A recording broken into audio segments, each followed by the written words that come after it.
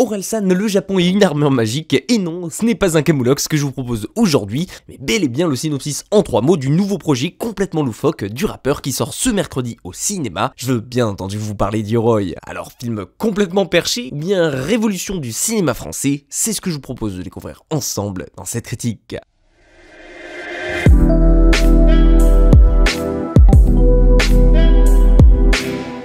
Dans Yoroy, vous allez suivre Orelsan après sa dernière tournée éprouvante pour l'album Civilisation, alors que ce dernier cherche à retrouver une vie plus tranquille, loin de l'agitation, des fans et des paparazzis, bref, loin de la France, au pays du soleil levant. Et alors qu'il se retrouve là-bas au Japon avec sa femme, qui est enceinte de leur premier enfant, qui essaie un petit peu d'oublier la célébrité, il va tomber dans un puits caché au beau milieu de leur nouvelle maison, qui abrite plusieurs secrets, dont une un petit peu particulière, à savoir une armure maudite qui va leur causer pas mal d'ennuis. En effet, vous allez vite le comprendre ici, cette armure japonaise est en réalité magique car elle attire plusieurs mauvais esprits et malheureusement Aurel ne va s'en rendre compte qu'une fois après l'avoir enfilée. Et une fois sur lui, malheureusement, plus moyen de s'en débarrasser. Il n'aura donc pas d'autre choix ici que d'accepter de combattre une succession de yokai qui vont venir les attaquer pendant la nuit jusqu'à ce qu'ils comprennent réellement ce qu'ils attendent de lui. Alors, je sais, dit comme ça, vous allez être peut-être un peu perdu face à ce scénario assez loufoque et qui peut vous paraître assez barjot, mais je vous rassure tout de suite, oui, il y a un plan derrière tout ça. Et en réalité, je vous le dis tout de suite, c'est même assez facilement compréhensible. Parce que plus on avance dans ce Yoroy, plus on va comprendre qu'en réalité, il s'agit d'une sorte d'exutoire pour Aurel, un peu comme une petite séance chez le psy, mais qui aurait plus de gueule à l'écran. Une sorte de film de genre mêlant combat, action, arts martiaux et parfois même psychanalyse de son personnage principal, tout en y ajoutant un brin de philosophie. Et si, au premier abord, je vous avoue que j'avais trouvé ce projet assez bizarre avant d'aller le voir, eh bien, en réalité, une fois dedans, on se rend compte qu'il est 100 fois plus intéressant que sa bande-annonce laissait l'imaginer. Parce que,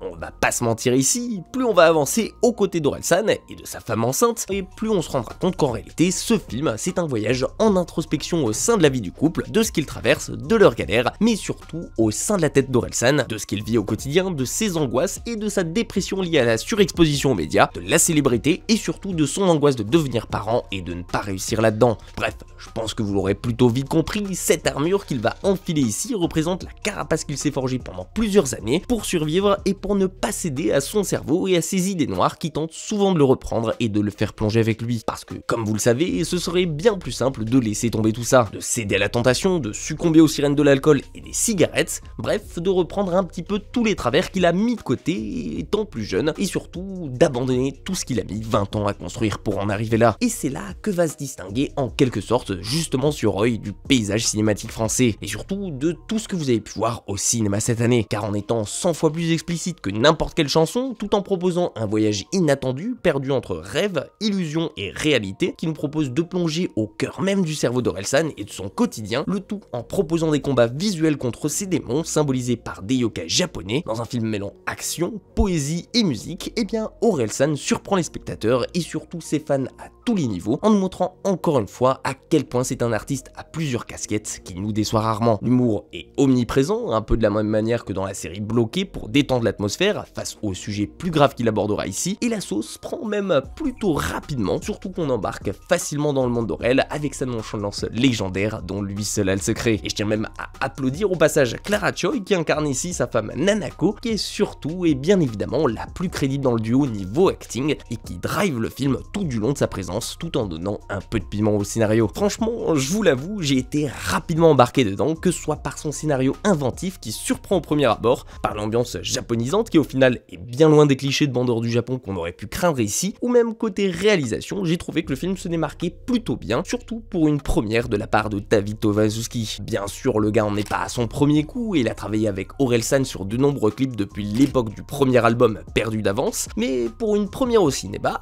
je dois dire que j'ai été agréablement surpris. Le film aura toujours une propale intéressante suivant la scène qu'il propose à l'écran, il ne se contente pas juste de poser la caméra sur un trépied et attendre que ça se passe, visuellement ça explose dans tous les sens, et il y a toujours un gros travail, que ce soit autant dans la mise en scène que dans la chorégraphie des combats qu'il propose, et même au niveau des VFX, il s'en tire plutôt bien, même si on sent que derrière c'est pas une production hollywoodienne. Honnêtement, et de vous à moi, que vous soyez un fan ou non du travail d'Orelsan, ça n'aura pas réellement d'importance ici pour pouvoir apprécier sur Yoroy. Que vous ayez un tant soit peu une âme d'artiste, que vous soyez sensible au processus de création, ou même que vous recherchez juste un très bon film de de genre, Orelsan remonte la barre des créations françaises ici, en se permettant même mieux qu'Astier dans le domaine de la fantasy. Je ne peux donc que vous conseiller de filer voir cette pépite insoupçonnée au cinéma, et surtout d'encourager ce genre de création. Et vous alors, qu'est-ce que vous en avez pensé de ce Yoroi? N'hésitez pas à me partager vos retours sur le film dans les commentaires, je suis ouvert au débat. En attendant, j'espère que mes vidéos vous aura plu, si c'est le cas, pensez à me le faire savoir, à lui laisser un petit like, à la partager et bien évidemment à vous abonner à la chaîne si ce n'est pas déjà fait. Prenez soin de vous et comme d'hab, nous on se dit à très vite pour une toute nouvelle critique.